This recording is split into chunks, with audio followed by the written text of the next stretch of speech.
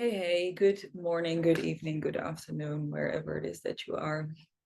In this video, I wanted to speak to the power of choice. Choice in anything that we do. Choice in our relationships, choice in our work life, choice in our health and well-being and mental health and physical, spiritual, emotional health. Choice financially, choice around our kids and also choice around our parents and close family members that we grew up with, and then also friends and larger societal structures. Yeah, but particularly I would say most people don't feel a sense of genuine freedom and choice in three main areas. One of them is business and career. Yeah, one of them is intimate relationships with an intimate other, and therefore maybe extended children and things like that. And the other one is genuine free choice to express themselves as they are in front of their parents.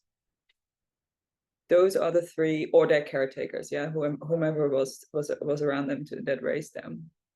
I would say those are the three main areas where most people find it difficult to actually access a genuine sense of free choice. And sometimes we feel like we can make a free choice, but we're actually not. And how do we really discern and determine the difference? And really, for me, a free choice should feel expansive in the body, in the sense of it feels widening, it feels opening, it feels freeing, it feels aligned with you. And also it might feel uncomfortable momentarily, particularly if we haven't been able to access that free choice for a while because of the way we've been raised or the way we've learned and taught ourselves as children how to interpret situations and how to not be ourselves or not stand up for ourselves. And choice has to do with power. It's very closely linked to our sense of personal power and personal autonomy. In business, a lot of people don't feel like they have an actual genuine choice. This either makes them into like to work in a particular place because they feel like they're dependent on that work, because the work provides them with money, which provides them with food and shelter and like a home and so on. Yeah, so it provides the basic needs for most of us, not everyone, but most of us. And so people don't feel like they have a genuine free choice in that. So they kind of either settle, where we have a really typical employee mindset where they kind of settle for a job and it's kind of comfortable, but have they really, like, if money wasn't an issue, would you choose to do that? That would be the question, right? Then there's all sorts of other nuanced dynamics that can come into play around expression in the workplace and freedom to be oneself and actually being seen in a powerful way. That's a very, very difficult thing for a lot of people. So they keep themselves small. And a lot of us actually do keep ourselves small. We're more afraid of our light than of our darkness, for most of us. But the paradox is that we sometimes need to go into the difficulty or the challenge to really find our light on the other end, or through that. Yeah. So choice in a workplace has a lot to do with money. And do we actually genuinely trust ourselves that we can provide for ourselves, which means that we have some real level of self-sufficiency and self-autonomy when it comes to money and earning our own money. And if we kind of are in a job because we just make money, but we don't really enjoy it, then I would really seriously start to look at, is this something you're really choosing to do, or is it something that's just kind of convenient? Because that's not power. That's obedience. That is just following what's comfortable. That's not the expression of your human potential at all.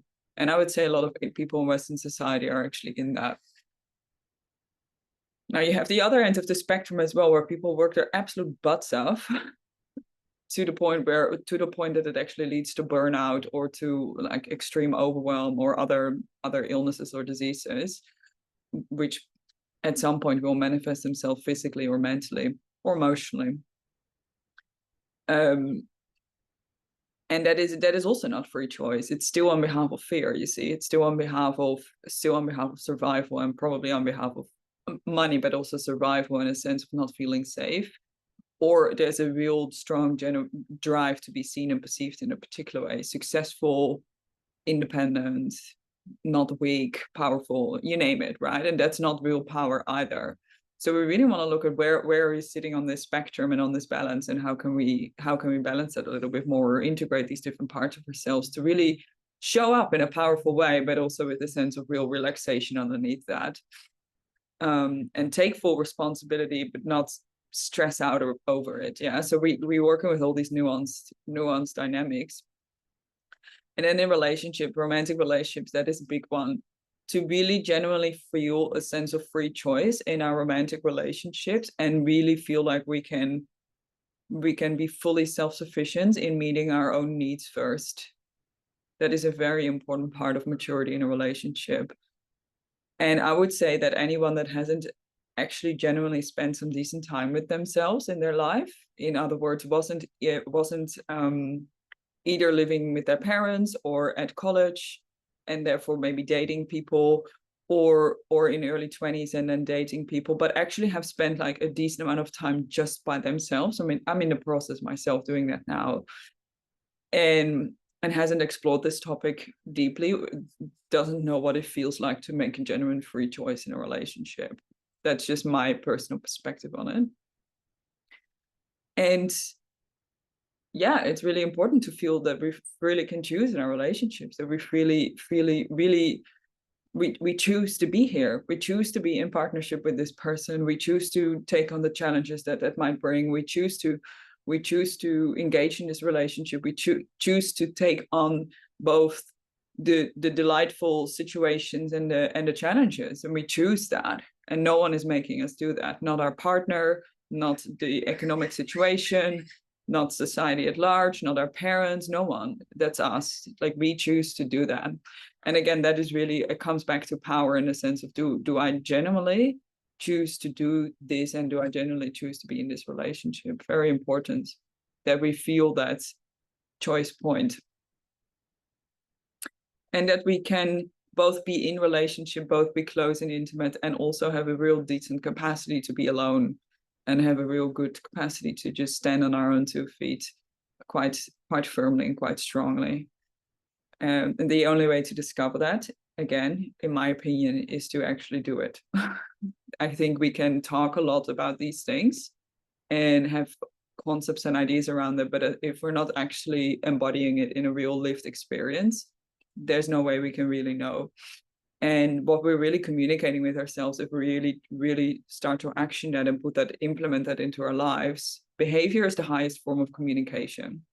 So once we really start to implement that into our lives, we're saying to ourselves that we can trust ourselves, and we're saying to ourselves that we have the choice by taking the action. I can say it to myself just through my own little self-affirmations and so on, but that doesn't mean much if the action doesn't follow. We want to have actionable, observable behaviors that really link to that, because that builds trust, that builds that self-trust. And now we're in a positive, if you will, like an upward spiral, where we have more and more and more of that self-trust and power in ourselves, autonomy, a sense of real healthy self-sufficiency and self-governance.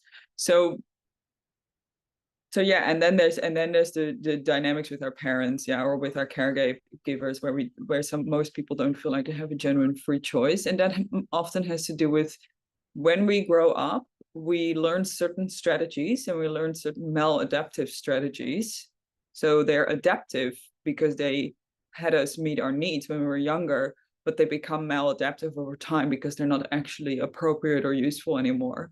And so we develop these strategies to kind of please our parents in a certain way. And the reason we do that is because as children, we're completely dependent on our parents providing for our basic needs. That means food, water, shelter, and also love and connection and affection. And then, of course, on top of that comes education and maybe sport clubs that we're part of, or all these other things. But at the very basic, they provide for our basic needs when we're really young. So we learn these strategies at a very, very young age to provide for our basic needs. Yeah, and so they can be really, really subtle. They can look like kind of pleasing your mom or your dad, kind of doing what you think they want of you, yes, or there can be, again, it can happen through behaviors, but it can also be the way you dress, the way you show up in life, what you think they expect of you, and also who you're definitely not supposed to be.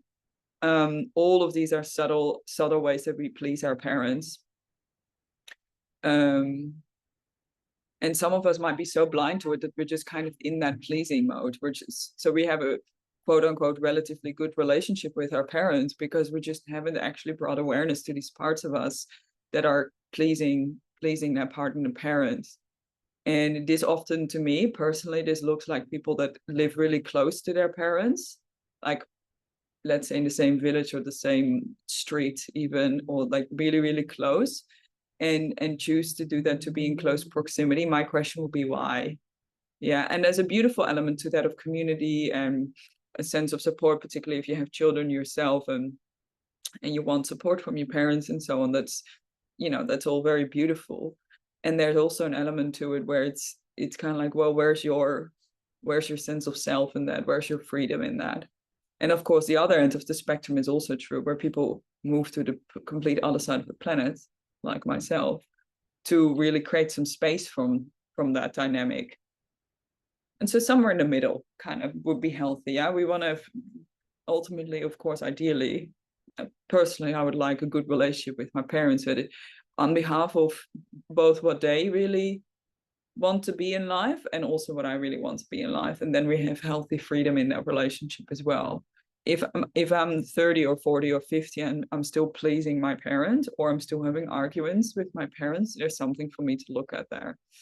So yeah, if you really want to resolve relational issues, or just any issues around, like anything that might show up in life, we do want to really look at early childhood. And that has to do with the relationship that we have with both our father or a mother, or the male figure and the female figure, if that's what we had in our childhood. And if we didn't have a male figure or a female figure in our childhood growing up, then there's most likely some maladaptive pattern around those dynamics as well. So we really want to look at that in some depth to really find a sense of freedom in ourselves, and not just kind of live life and just live it, but really be alive in life and really choose our path. And this for me is really when we really genuinely feel like we can make our own choices for our own self, with love and compassion for the people around us, but not from a place of people pleasing, or kind of like adjusting to what we think other people might want from us. We are in a genuine space of power and freedom to make choices, and from that place we can actually enter into more intimacy and more closeness with romantic relationships, with the people around us, but then also in our teams and in our businesses. Like if we're still playing out a parent-child dynamic in business, it's going to show up as under and over responsibility in business dynamics, which is going to look like either you take way too much on your plate and you take way too much responsible for what's going on in the business, or way too little. And all of these have to do with also, of course, other people's dynamics and so on. However, if you're very clear in yourself around boundaries, around choices, around what's within your control, what's not within your control, you can very much influence that in other people as well, if you're skilled in doing so. And really what it comes down to is just not being afraid to really stand firmly in your power and in your choice. So this whole video has to do with power and choice, and the two are very much linked to each other. So I hope that was useful. And if you have any questions, please reach out.